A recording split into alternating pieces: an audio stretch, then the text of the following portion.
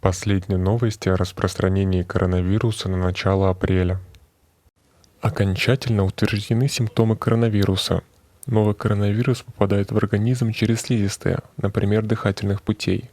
По данным ВОЗ, чаще всего заболевание начинается со слабости и недомогания, повышения температуры и сухого кашля.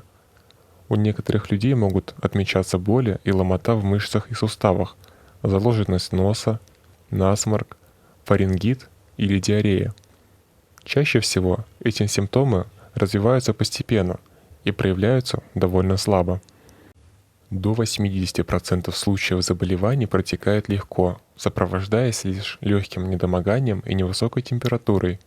У некоторых инфицированных людей вообще не возникает каких-либо симптомов или плохого самочувствия. Как защититься от вируса? Коронавирус попадает в организм через слизистые. Самые распространенные пути передачи – это бытовой, общая посуда, полотенца, предметы быта, и контактный, рукопожатие, близкий контакт. Также можно отметить воздушно-капельный по воздуху от зараженного к здоровому. Соответственно, чтобы защитить себя, нужно минимизировать риски заражения, а именно избегать мест скопления людей, мыть руки при любой возможности, пользуясь антисептиком, не трогать руками лицо, проветривать помещение, а также увлажнять воздух в комнате. Подписывайтесь на канал, чтобы не пропустить последние новости распространения коронавирусной инфекции.